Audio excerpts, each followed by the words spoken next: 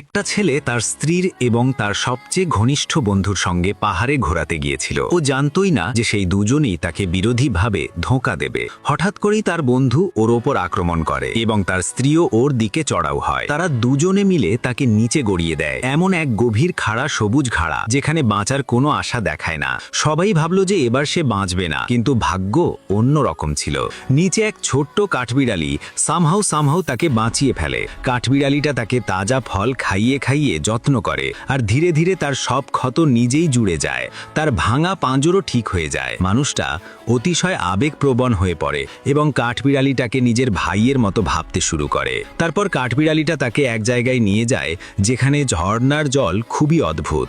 এটি সাধারণ জল নয়, বরং জাদুকরী জল। সেই জলে গোসল করলে তার শক্তি আরও বেড়ে যায়। তারপর কাঠবিড়ালিটা তাকে এক বিশেষ বিদ্যা শিখায়, যার ফলে সে বিশাল শক্তি অর্জন করে। কয়েকদিনের কঠোর পরিশ্রমের পরে সে এতটাই শক্তিশালী হয়ে ওঠে যে আর কারো তুলনা হয় না। এবার তার স্মরণে এলো কি করে তার স্ত্রী ও বন্ধু তাকে ধোঁকা দিয়েছিল। সে শপথ করে যে আর তারা দুজন শান্তিতে থাকবে না। কাঠবিড়ালির সঙ্গেই সে বদলা নিতে বেরিয়ে পড়ে। খবর পায় যে বন্ধু ও তার স্ত্রী যুদ্ধে আনন্দধর্মী উদযাপন করছে। সে সেখানে পৌঁছে যায়।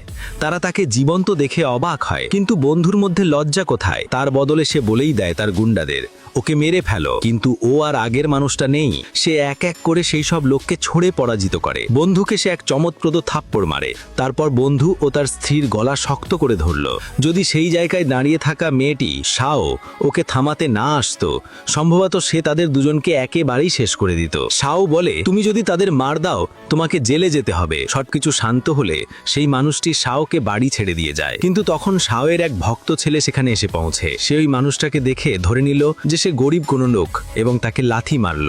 কিন্তু মানুষটি সোজা বসে থেকে ছেলের পা ধক্কা করে টানলো। ছেলেটি কষ্টে চেঁচিয়ে উঠল। রাগে ছেলেটি সঙ্গে সঙ্গে ফোন করে এক বড় গুন্ডাকে ডাকে এবং বলে, এই লোকটাকে ধ্বংস করো। একই সময় তার বন্ধুও কিছু লোক নিয়ে সেই মানুষের এলাকায় এসে পৌঁছে বদলা নিতে। মানুষটি যখনই বাড়ির দিকে ফিরছিল, দুই পাশের লোকজন হঠাৎ করে তার উপর আক্রমণ করে। তখন তার মনে একটা আইডিয়া আসে, একটা দলের বিরুদ্ধে আরেকটা দল লড়িয়ে দেবার চাল। সে এমন কৌশল করলো যে দুটো গ্যাং একে অপরের সঙ্গে লড়াই করতে শুরু করে। সেই বিশৃঙ্খলতার মধ্যে সে চুপিসারে পিছন থেকে চলে যায় এবং বন্ধুর কাছে পৌঁছে। বন্ধু তাকে দেখে ভয় কেঁপে ওঠে।